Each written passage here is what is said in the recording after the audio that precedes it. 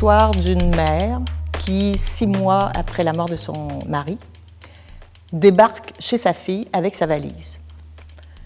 La fille est tout à fait étonnée parce que toutes les fois où elle a invité sa mère depuis toujours, depuis qu'elle est partie du logis familial, la mère n'a jamais accepté d'invitation.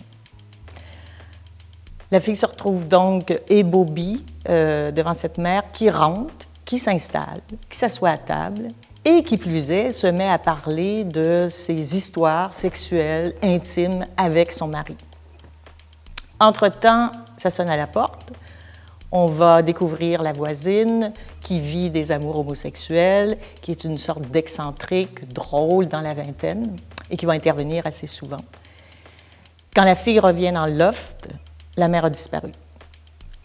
Et durant les 3 jours qui vont suivre, la mère va disparaître et réapparaître à des moments très inattendus, mais surtout dans des endroits incongrus.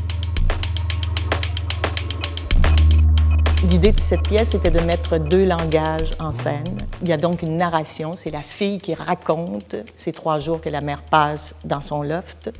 Et la mère, elle, on l'entend en action chez sa fille, en train de s'installer. La réplique que j'ai choisie, c'est une réplique de la mère qui laisse un message sur le répondeur de sa fille. Et la mère dit « Ouais, c'est ta mère. Il y a Mme Ménard qui vient de passer devant la fenêtre de cuisine. Elle m'a envoyé la main. Je fais semblant de rien. Je veux rien savoir d'elle.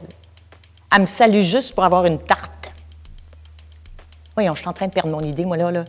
Ah oui, en effet, tu m'avais invité à venir souper chez vous, mais j'ai pas d'appétit. Il n'y a plus rien qui rentre. J'ai pas déjeuné à matin. J'ai perdu 10 livres depuis la mort de ton père. Je trouve ça bien dur, ce qui m'arrive. Bon, c'est ta mère. Quelle date qu'on est, là? Oh mon Dieu, il est 4 heures. Je te laisse, j'ai mon rendez-vous chez le coiffeur.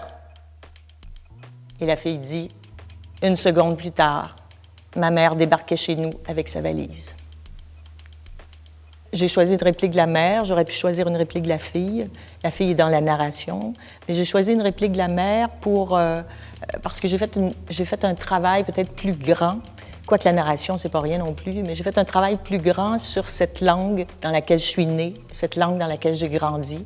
Et c'est donc tout un travail de mémoire que de reprendre, que de remettre sur scène la musicalité de cette langue. Et surtout qu'en fait, Corneille, au fond, j'ai voulu donner toute la place au personnage de la mère, et c'est en quelque sorte un hommage à ce personnage.